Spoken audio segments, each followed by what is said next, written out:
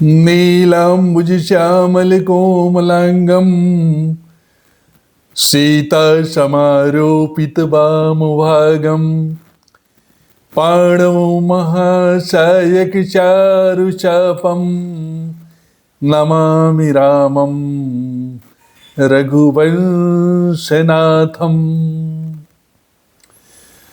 आइए 2 मिनट संकीर्तन करते हुए हम कथा सागर में प्रवेश करते हैं।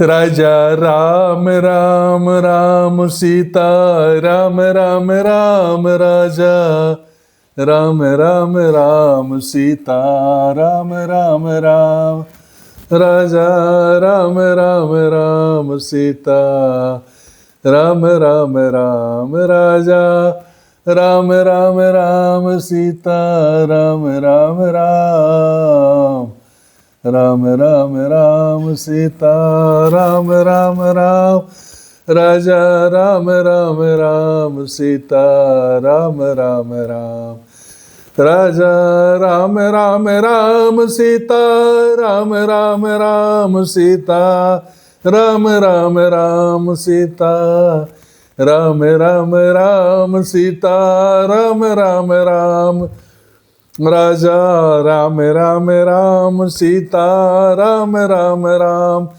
राजा राम राम राम सीता राम राम राम राजा राम राम राम सीता राम राम राम राजा राम राम राम सीता राम राम राम सीता राम राम राम राजा राम राम राम राजा राम राम राम सीता राम राम राम राजा राम राम राम सीता राम राम राम सीता राम राम राम सीता राम राम राम।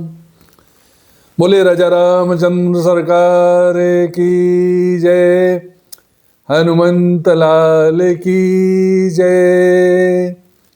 जय जय श्री सीताराम। आइए हम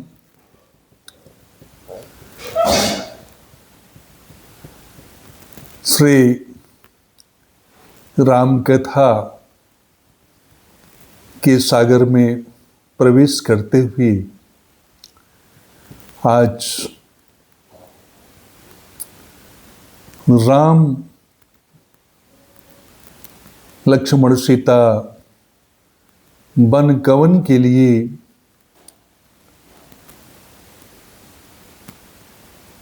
निकल रहे हैं और अयोध्या का वातावरण बहुत मार्मिक,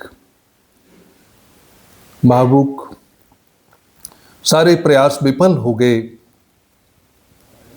पर राजाज्ञा विवश होकर महाराज ने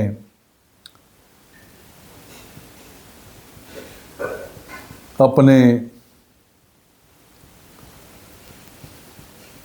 कुल की परंपरा की बात के कारण हस्तक्षेप नहीं किया है, पर जैसे सर्पमणि के बिना अचेत अवस्था में हो जाता है, भगवान राम लक्ष्मण सीता जब वन की ओर प्रवेश करते हैं, निकलते हैं, तो महाराज दशरथ अचेत अवस्था में हो जाते हैं।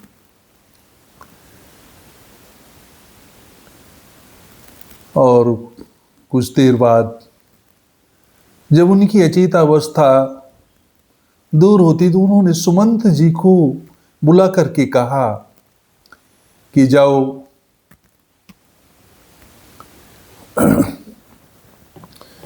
सुटी सुकुमार कुमार दौ जनक सुता सुकुमारे रथ चढ़ाए दिखराओ बनो, फिर गए दिन चारों। सुमंत जी, जब सीता बहुत सुकुमारी है और कुमार सबको लेकर के 2-4 दिन घूम के फिर वापस चले आना, साथ में इनको छोड़ दे। जंगल का रास्ता बहुत टेढ़ा है और भगवान सीता और लक्ष्मण रथ में आरूढ़ हो जाते हैं और बैठ करके सायंकाल तक तमसा नदी के तीर पर प्रथम उनका पड़ाव पड़ता है। वहां पर बालक और वृद्ध छोड़कर इस विषाद को सहन नहीं कर पाए और राम के पीछे पीछे यात्रा के साथ में वो सब अयोध्यावासी भी चल देते हैं। सायंकाल पड़ाव तमुसा नदी के तट पर भगवान रुकते हैं, वहां पर उनका पड़ाव पड़ता है और वो रात्रि को सब सोने लगते हैं। तो भगवान ने, राम ने सुमंत जी से कहा, खोज मारी रथो हाँ कहूँ ताता, आन उपाय मनी नहीं बाता। हे तात, हे सुमंत जी, ऐसा कुछ उपाय करिए कि रात्रि में ही प्रातः होने के लिए थोड़ा जब समय रह जाए तभी निकल चलिए, नहीं तो ये जो हमारी नगर के, हमारे राज्य के जो हमारे चहेते हैं, हमारे अयोध्यावासी हैं, वो लौटेंगे नहीं और विषाद में और डूब जाएंगे, इसलिए निकल चलिए। और तब सुमंत जी ने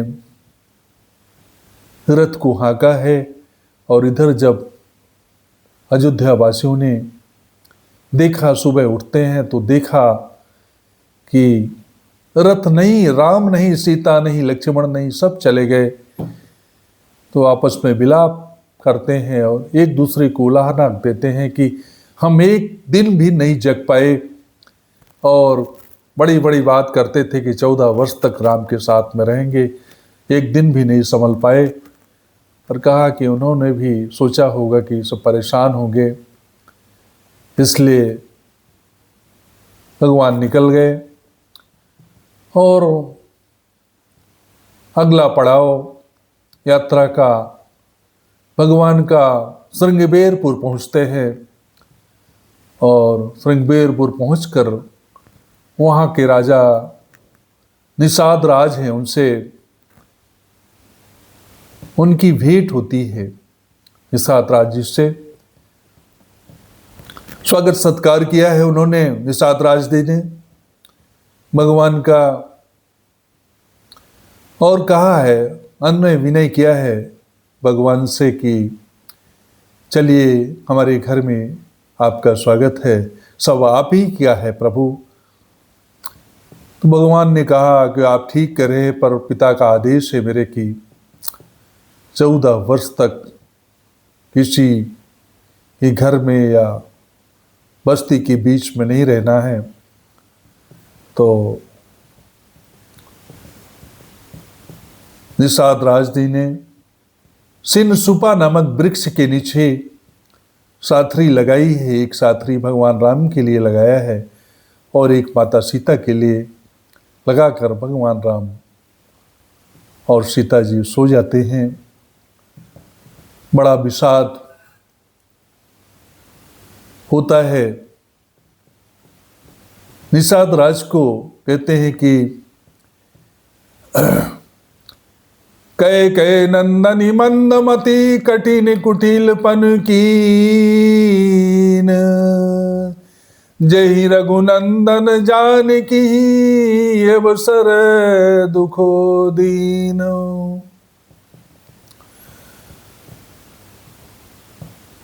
कैकेयी ने यह कुटिलपन किया, बड़ा अच्छा नहीं किया। इस अवस्था में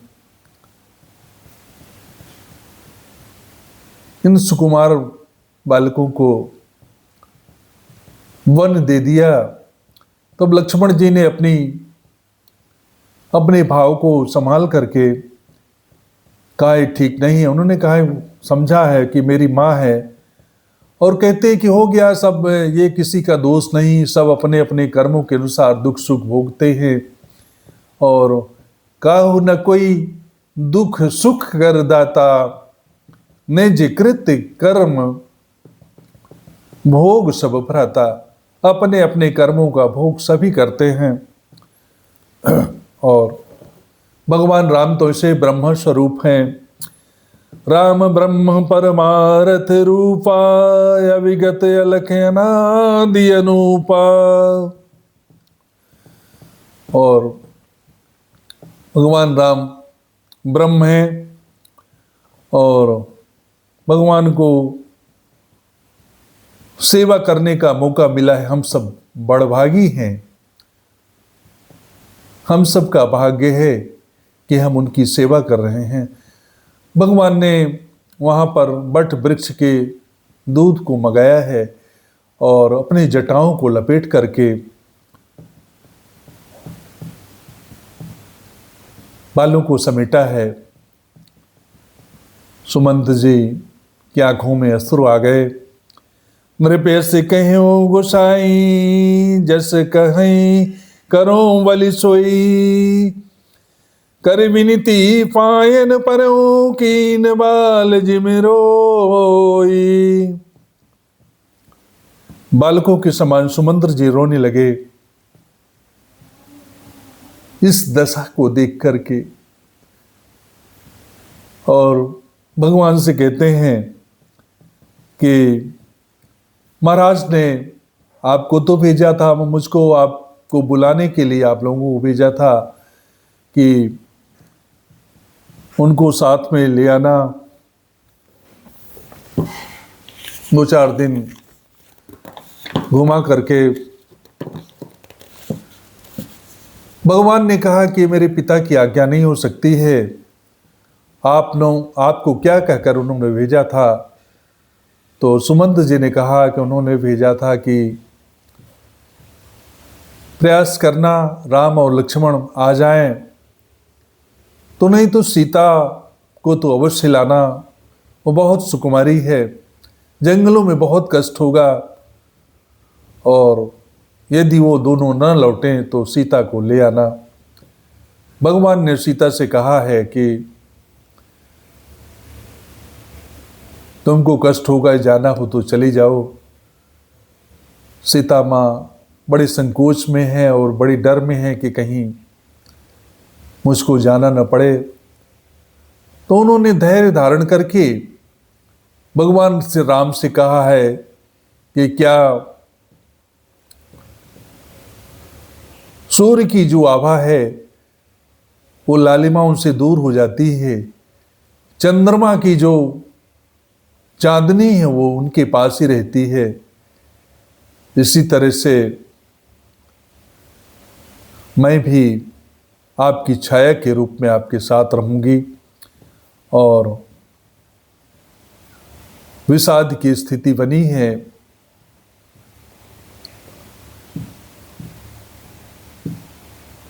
और फिर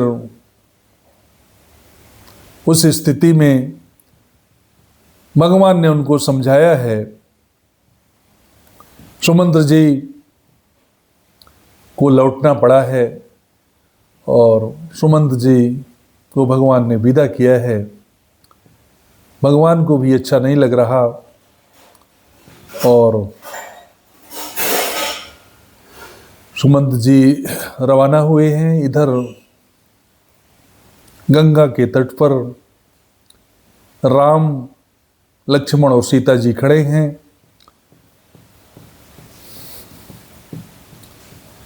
मांगी नावन केवट आना, कहे तुम्हार मरम मैं जाना। खड़े होकर के भगवान ने केवट से नाव मंगाई है। केवट ने कहा मैं नाव नहीं लाऊंगा। तो भगवान ने कहा भाई क्यों नाव नहीं लाएंगे, कारण तो बताओ। तब केवट ने कहा सरकार सुनो, आपके चरणों में जो रज है वो रज में जड़ी बूटी है।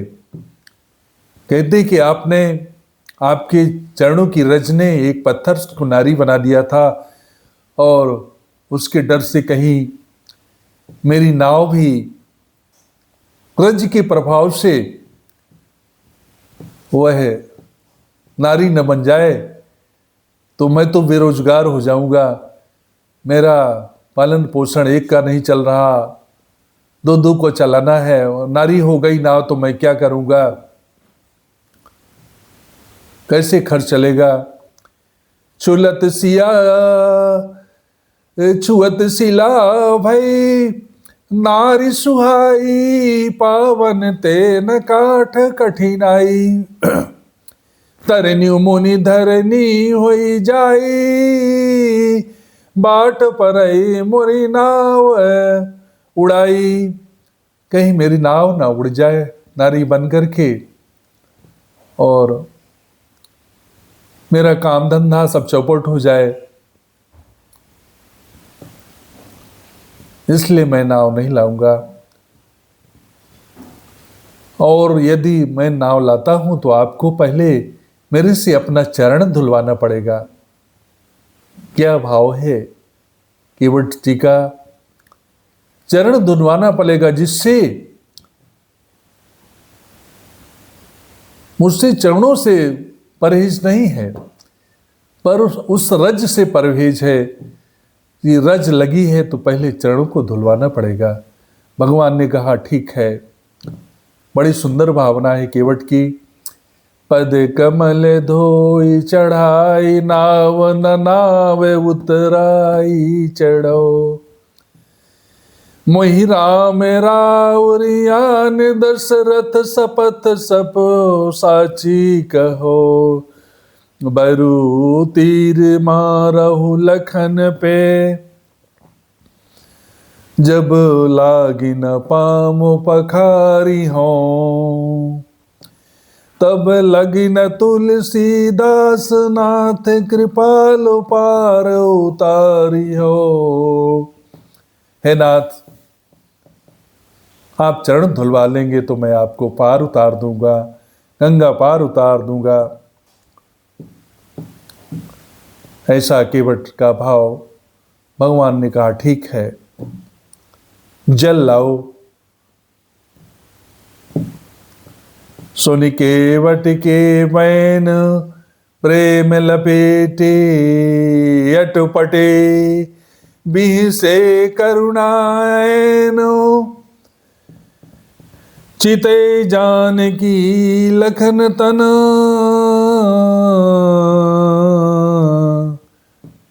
भगवान राम हंसने लगते हैं, कहते हैं जिस चरणों पर अधिकार लखन लाल जी का था, सीता माता का था, उन चरणों को आज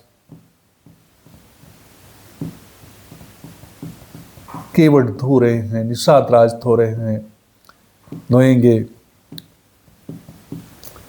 बेगियानु जल पाए पखारू, होए विलंब उतार ही पारू। केवट जल और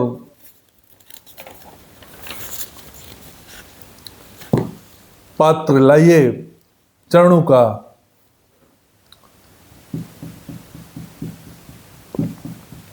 प्रक्षालन करिए, इसके बाद पार उतार दीजिए। केवट राम रजाए सुपावा, पानी कठौता भर लैयावा। नाव में पानी उलीचने वाला जो कठौता है, पानी का काठ का बर्तन, उसको लाया है केवट ने, केवट लाए हैं और उसमें पानी डाल करके भगवान के चरणों को धोया है। पहले एक चरण को केवट ने धुला है और उसको किनारे किया है, और फिर दूसरे चरण को भी केवट ने बड़ी प्रसन्नता के साथ भावपूर्ण चरणों का रज लिया है, को धुला है। और फिर केवट ने कहा कि दोनों पैर नाव में कठौते में रख दीजिए, नाव हिलने लगी है। तब भगवान ने कहा कि नाव हिलेगी तो गिर जाएंगे, तो केवट ने कहा कि हमको पकड़ लीजिएगा, और दोनों चरणों को केवट धोने लगता है। लखनलाल जी के बार बार धो रहे हैं, क्या बात है, ये तो लगता है कब तक धुलते रहेंगे।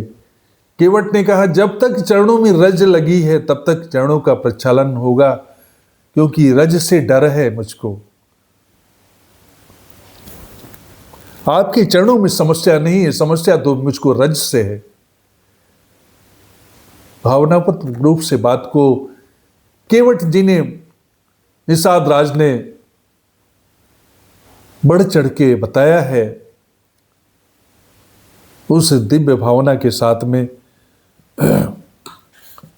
और लखनलाल जी कहते हैं ये थोड़ा जल्दी करो।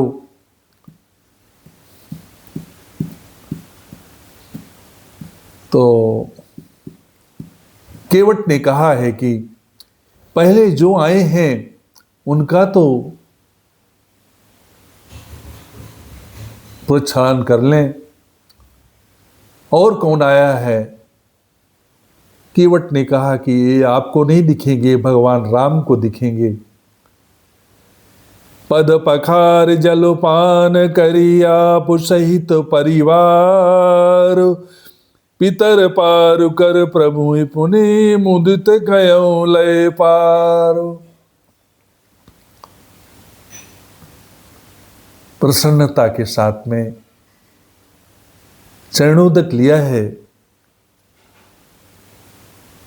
निषाद ने, उस चरणोदक को स्वयं पान किया, अपनी पत्नी को पान कराया, अपने पूरे परिवार को चरणों का दक का पान कराया है, और पितरों को भी तार दिया है।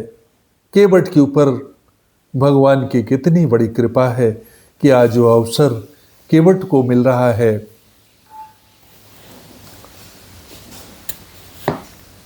केवट उतरी दंडवत कीना, प्रभु सकुचिए नहीं कछुलीना।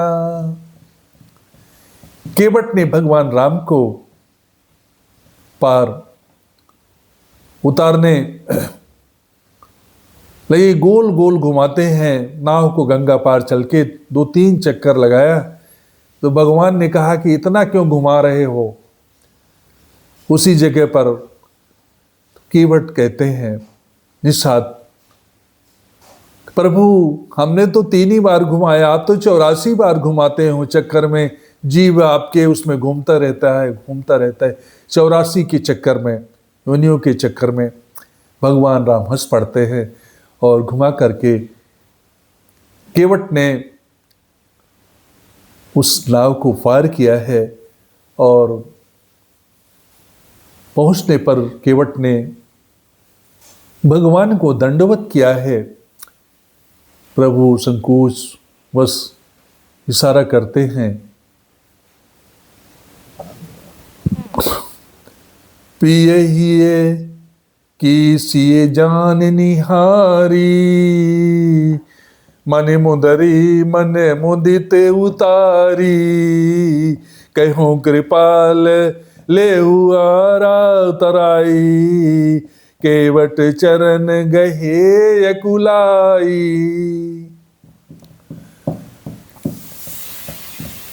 भगवान ने कहा है कि उतराई ले लो, कुछ तो ले लो। और केवट ने कहा और चरणों को जोर से पकड़ लिया है। केवट के अंदर वो अकुलाहट पैदा हुई है। उसने कहा, अरे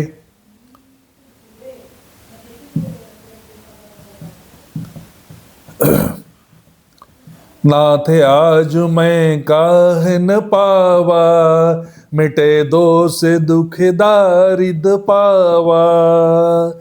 बहुत काल मैं कीनी मंजूरी, आज दीन विधि बनी भली भूरी।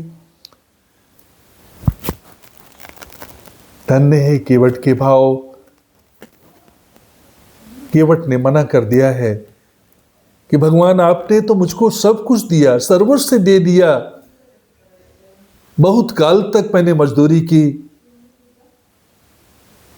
पर आज पूरी मजदूरी मुझको मिल गई, पूरे जीवन की कमाई का फल मुझको मिल गया। और तो भगवान ने फिर कहा कि थोड़ा सा कुछ तो ले लो। केवट ने कहा, धोवी से न धोवी लेत, नाई से न नाई ले तो।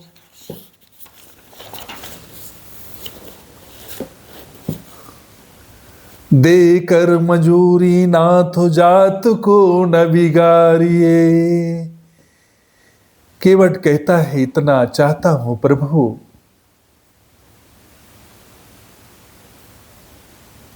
वो एक धंधा करने वाला, एक व्यवसाय करने वाला, उससे व्यवसाय करने वाले से मजदूरी नहीं लेता है, अपनी जाति वालों से मजदूरी नहीं लेता। और मेरे जाति को यह है, न बिगाड़िए, यह कह करके एक बात करिएगा, मैं चाहता हूं प्रभु, जैसे आप आए मेरे घाटों, मैंने पार उतार दियो। जब आऊंगा तुम्हारे घाटों, तो पार मोही उतारियो।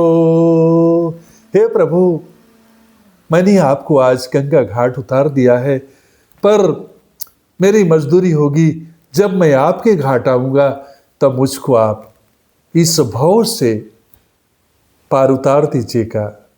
ऐसे केवट का दिव्य भाव है। और आपके चरणों में तो चारों मोक्ष है, अर्थ धर्म कारम काम मोक्ष सब आपके चरणों में विद्यमान है। आज सिद्ध हो गया कि आप गरीबों की भी दाता, अमीरों के भी दाता। चरणों को धोने का अवसर जनक जी को भी प्राप्त हुआ, चरणोदक पाद प्रक्षालन में, सीता स्वयंवर में, पर आज केवट को वही अवसर प्राप्त हुआ। धन्य है प्रभु, धन्य है आपकी कृपा।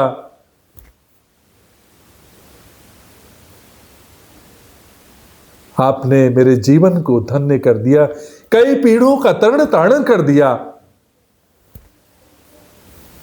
और आपके चरणों की रज, आपके चरण केवल साधन वालों के पास नहीं, उनकी कृपा सिर्फ साधन विहीन लोगों के पास भी आपकी कृपा है। और मैं आपसे कुछ नहीं मांगता, बस आपकी कृपा बनी रहे, अनंत रूप से बनी रहे। इन्हीं भावों के साथ मैं आपके चरणों को प्रणाम करता हूं, वंदन करता हूं, नमन करता हूं। बोले भक्त वत्सल भगवान की जय। आज मैं अपनी वाणी को विराम करता हूं। आगे की कथा का क्रम हम कल निश्चित करेंगे। जय श्री राम, जय श्री राम, जय श्री राम।